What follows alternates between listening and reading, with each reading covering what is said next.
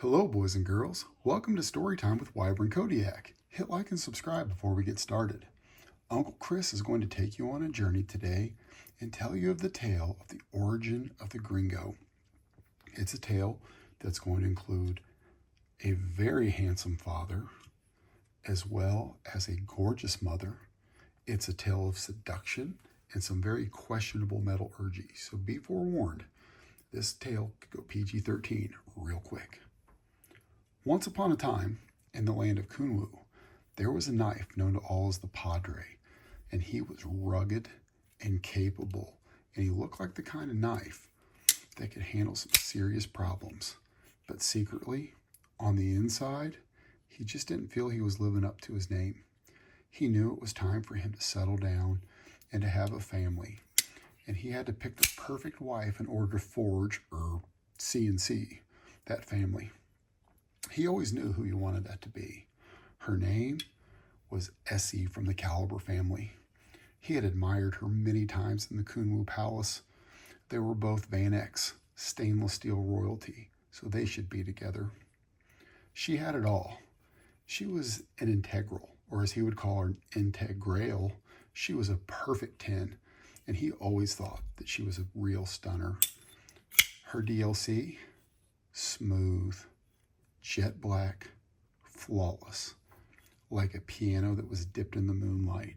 He was in absolute awe of her beauty. He watched her and he studied her like it was her job. Every move she made, every pattern she had, he would watch her detent and think it was absolutely elegant. And how she would shake it all the way down to the clothes and immediately be ready again for whenever she was needed. Late at night, when he would sit and think of her, he would say to himself, I bet she has a great pair of bearings.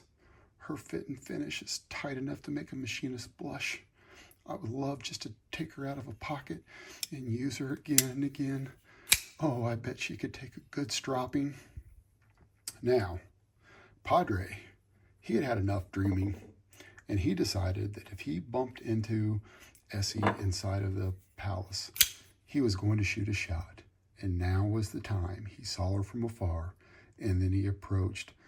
Hey, what's up, Essie? What's sharper, your edge or the way that you cut into my daydreams? How about we cut out of here and go fidget somewhere together?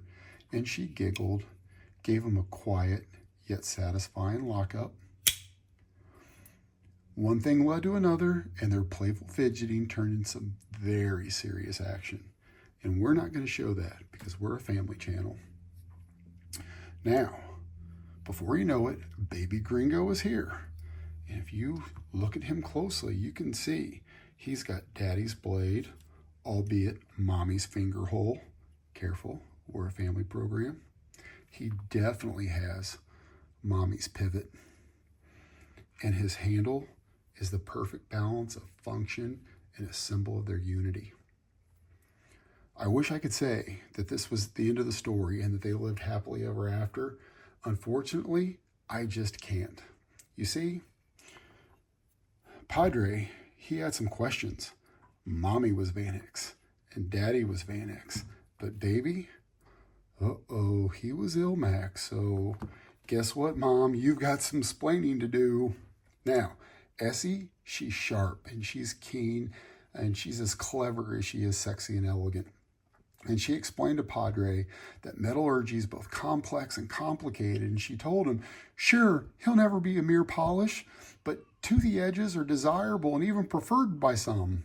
Now, Padre, trying to calm his anxiety and his fears, he decided to accept that. But then he took another look and he was like, Mom, you're a frame lock and I'm a frame lock. How do you explain that? Now, ready for this. Essie let him know that in the Excalibur family, that Vertilocks run in the family, and you can go to the Kunwu website and check it out and verify it for yourself. And Padre did. He confirmed it was true, and he accepted it like Maury himself said, Padre, you are the father.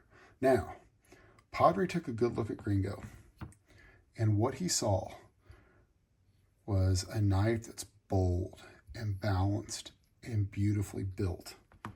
He's absolutely tall like Dad, but he's sleek like Mom.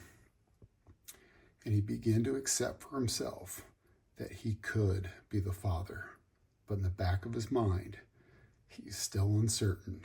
And if you stroll through the Kunwu halls late at night in the palace, you can still hear Padre out loud trying to convince himself he's the perfect blend of both of us, even if the metallurgy doesn't add up. Now, this isn't the end of the story. The end comes when you comment and you let us know, is he the dad? Is he not the dad?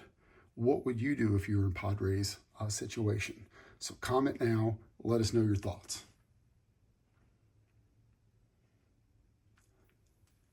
Now there is a sequel or maybe an alternate ending to the story.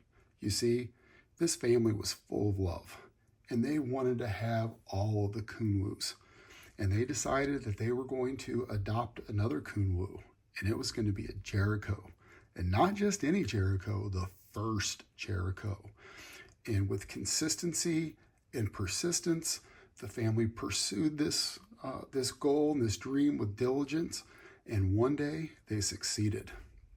Now, they took home baby Jericho, and they're taking very, very good care of him. Unfortunately, the powers that be, the ones that can make this all look legally satisfying and provide the birth certificate or the COA to make this family show that it's got all the rights and the claims to this child. Well, that governing body is holding that COA. And so this beautiful family story looks like it's going to be turning into a tragedy or a horror story. So in part 2, we will probably be pleading with the family to just turn over the COA.